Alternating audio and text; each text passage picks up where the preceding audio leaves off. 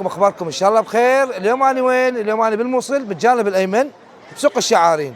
هذا السوق معروف عليه بانه يبيعون مشاوي ومرطبات والامور شغالات، لكن اليوم وبشهر رمضان الوضع يختلف هنا. كل هذا السوق يتحول عن عباره عن معامل صغيره لبيع الزلابيه. تعال شوفك هاي الزلابيه، هاي فريش وحار بحار. دق عليها، دحك دحك دحك دحك. هاي الحمراء يسموها. تعال شوفك هاي الزلابيه اللخ. تعال تعال معي تعال. هاي يسموها لو بيضة أو صفرة يسموها حسب.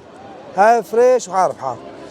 تعال شوفك الطريقة اللي شلون يسوون هاي الزلابية. تعال تعال.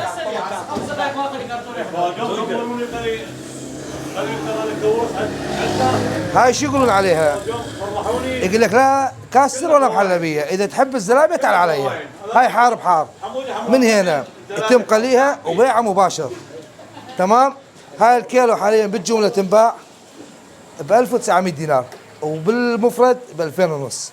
الحمراء كذلك نفس الشيء. طبعا هاي المنطقة تشتهر بشهر رمضان بهاي الحلوى. تمام؟ تعرفون شهر رمضان والاجواء اللي موجودة البحيبس والعزايم وهاي الامور. هذا المعمل الصغير تقريبا موفر فرص عمل لاكثر من 7 عوائل. تمام؟ شوف النظافة مال الزيت وشوف الترتيب. يابا تصب لنا شوية عندك؟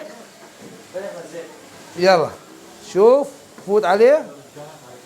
هاي من هنا قبل يقليها ويبيعها ما تقف 10 دقائق ما تظل ببلاش. ابو الفقير هذا المكان بالجمله ب 2000 وبالمفرد ب 2000 ونص وب 1900 من بيعها. هاي الكيلو بالجمله. هاي تنباع ما بس بالموصل، جميع المحافظات العراقيه واقضيه نواحي نينوى. تحياتي.